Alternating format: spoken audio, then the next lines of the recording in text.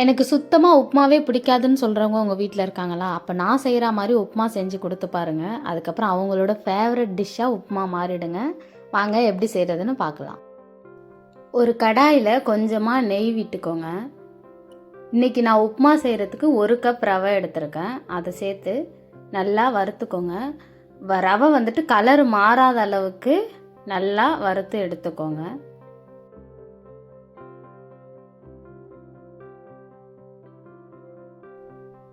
இப்போ பார்த்தீங்கன்னா ரவை நல்லா வறுபட்டுடுச்சு.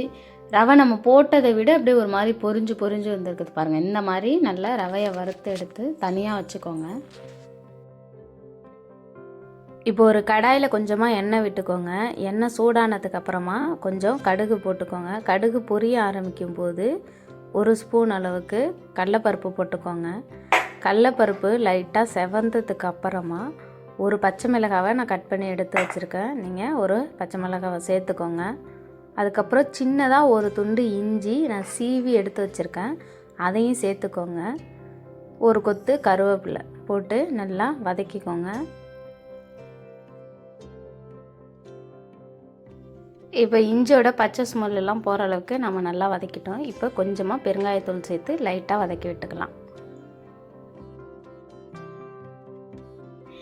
இப்போது பொடியாக கட் பண்ண ஒரு பெரிய வெங்காயத்தை சேர்த்து நாம் நல்லா வதக்கிக்கலாம்.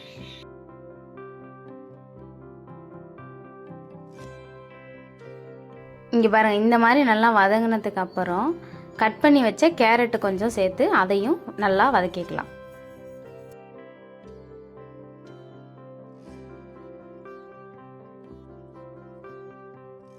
இப்போது உப்புமாவுக்கு தேவையான உப்பு சேர்த்துக்கலாம். நான் 1½ டீஸ்பூன் சேர்த்துருக்கேன். உங்களுக்கு எவ்வளோ தேவையோ அதுக்கு தகுந்த மாதிரி நீங்கள் உப்பு சேர்த்து நல்லா வதக்கி விட்டுக்கோங்க. இப்போ நாம் உப்புமாவுக்கு தேவையான தண்ணி ஊற்றிக்கலாங்க.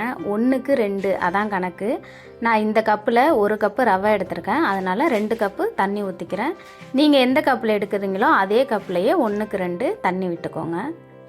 இப்போ தண்ணி நல்லா கொதித்து வரணும், அது வரைக்கும் கொஞ்சம் வெயிட் பண்ணணும்.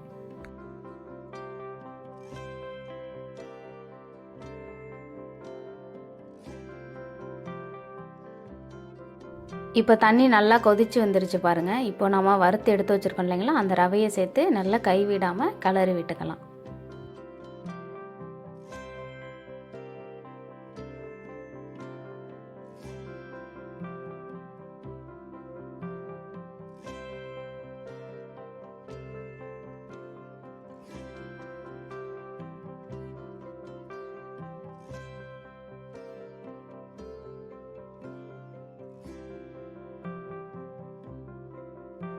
அவ்வளோதாங்க. கடைசியாக மேலே கொஞ்சமாக நெய் விட்டு ஒரு பெரட்டணும் அப்படின்னா நமக்கு சூப்பர் டேஸ்டான ஒரு உப்புமா ரெடி ஆகிடுங்க.